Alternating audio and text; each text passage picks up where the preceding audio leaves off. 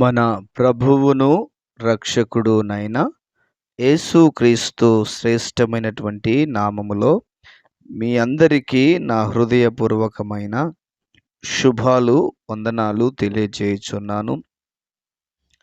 ఈరోజు దేవుని యొక్క వాక్యము యోహాను సువార్త 6వ అధ్యాయము 38వ వచనాన్ని చదువుకుందాం. నా ఇష్టమును నెరవేర్చుకొనుటకు నేను రాలేదు, నన్ను పంపిన వాని చిత్తము నెరవేర్చుటకే పరలోకము నుండి దిగి వచ్చి తిని. మరొకసారి చదువుకుందాం. యోహాను సువార్త 6వ అధ్యాయం 38వ వచనం. నా ఇష్టమును నెరవేర్చుకొనుటకు నేను రాలేదు, నన్ను పంపిన వాని చిత్తము నెరవేర్చుటకే పరలోకము నుండి దిగి వచ్చి తిని. దేవునికి మహిమ కలుగునుగాక. క్రీస్తునందు నా ప్రియమైనటువంటి దేవుని ప్రియులారా, మీ అందరికీ మరొకసారి నా యొక్క హృదయపూర్వకమైన శుభాలు, వందనాలు తెలియజేస్తున్నాను. చదవబడినటువంటి దేవుని లేఖనమును మనం జ్ఞాపకం చేసుకుంటే, ప్రభువైన యేసుక్రీస్తు అంటున్నాడు, నేను ఎందుకు ఈ భూమి మీదకి వచ్చాను అనంటే, నా ఇష్టమును, నా కోరికను, నా చిత్తాన్ని నెరవేర్చుకోవడానికి నేను రాలేదు. నన్ను పంపినటువంటి తండ్రి ఉన్నాడు, దేవాతి దేవుడు. ఆయన చిత్తాన్ని నెరవేర్చడానికి నేను వచ్చాను అని చెప్తా ఉన్నాడు. ప్రియమైన దేవుని బిడ్డలారా, పరలోక ప్రార్థనలో మనకొక మాట ఉంటుంది. పరలోకమందు మీ చిత్తము నెరవేరుచున్నట్లు భూమి మీద కూడా నెరవేరాలి అనేటువంటి మాటను మనం చదువుకుంటాం. కానీ పరలోకములో ఉన్నటువంటి దేవుని చిత్తము భూమి మీద ఎలా నెరవేరుతుంది? భూమి మీద ఎలాగ నెరవేర్చబడుతుంది? ఎవరి ద్వారా నెరవేర్చబడుతుంది అనంటే, అది మన ద్వారానే నెరవేర్చబడాలి. ప్రభువైన యేసుక్రీస్తు తండ్రి చిత్తాన్ని చేసి పరలోకానికి వెళ్ళిపోయాడు. మనము కూడా ఆ తండ్రి యొక్క చిత్తమును మనము భూమి మీద కొనసాగించవలసిన వారమై ఉన్నాము. తండ్రి చిత్తమును భూమి మీద మనం కొనసాగించవలసిన వారంగా ఉన్నాం. ప్రియులారా, అనేక మంది బాప్తిసం పొందాము కదా, చాలు ఇక అనుకుంటారు. మందిరానికి వెళ్తున్నాము కదా, చాలు ఇక అనుకుంటారు. అంటే రక్షించబడ్డాము కదా, చాలు అనుకుంటారు. కాదు ప్రియమైన దేవుని బిడ్డలారా, మనము దేవుని యొక్క చిత్తాన్ని భూమి మీద మనము నెరవేర్చాలి. అంటే యేసు ప్రభు ఎలాగనైతే నా చిత్తము కొరకు కాదు అన్నాడో, మనము కూడా మన స్వచిత్తాన్ని కాకుండా దేవుని చిత్తమును నెరవేర్చువారముగా మనం ఉండాలి. అందుకని అంటాడు, దేవుని చిత్తమును చేయువాడు నిరంతరము జీవించును అనేటువంటి మాట మనం దేవుని యొక్క లేఖనాలలో మనం చూడగలుగుతాము. దేవుని చిత్తం చేసేవాడు నిరంతరము జీవిస్తాడు, నిరంతరము నిలిచి ఉంటాడు. ప్రియమైన దేవుని బిడ్డలారా, ఈ రోజున మన జీవితాలను గురించిన ఆర్భాటాలు, అంగులు ఎక్కువైపోయినాయి. ఈ దినాలలో దేవుని యొక్క చిత్తాన్ని నెరవేర్చే దినాలు తక్కువగా ఉన్నాయి. దేవుని చిత్తాన్ని ఉన్నతముగా తీర్చిదిద్దగలిగినటువంటి రోజులు చాలా తక్కువగా ఉన్నాయి.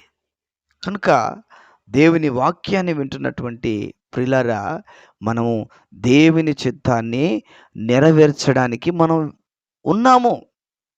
యేసయ్య ఆయన చిత్తము, దేవుని చిత్తాన్ని నెరవేర్చాడు. అయిపోయింది, ఆయన టైం అయిపోయింది. ఆయన నెరవేర్చవలసినటువంటి పని, కార్యం సంపూర్తి చేశాడు. కానీ మనము నెరవేర్చవలసినటువంటిది ఉన్నది. అందుకనే పరిశుద్ధాత్మను గురించి యేసుక్రీస్తు ప్రభు ఏమంటాడంటే, నేను బోధించిన మాటలే పరిశుద్ధాత్ముడు మరలా మీకు గుర్తు చేస్తాడు. నేను బోధించిన మాటలే మరలా ఆయన బోధించి అందులో నడిచేటట్టుగా చేస్తాడు అని అంటాడు. అంటే దాని అర్థం ఏంటో తెలుసా? దాని కొనసాగింపు పరిశుద్ధాత్ముడు. ఎవరి ద్వారా? మన ద్వారానే. దేవుడు యేసుక్రీస్తు ప్రభువు ఏ మాటలైతే తెలియజేశాడో ఆ మాటలను మరలా మనకు గుర్తు చేస్తాడు పరిశుద్ధాత్ముడు.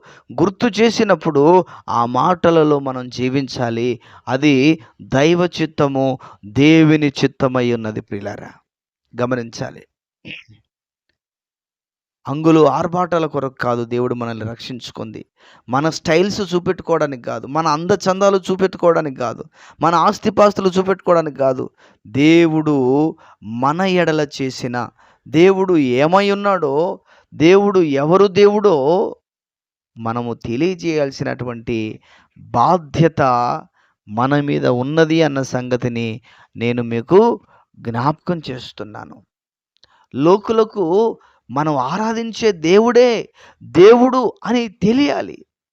శద్రకు, మేషకు, అబేద్నెగోలు ఆ రాజ్యమంతటికి తెలియజేశారు.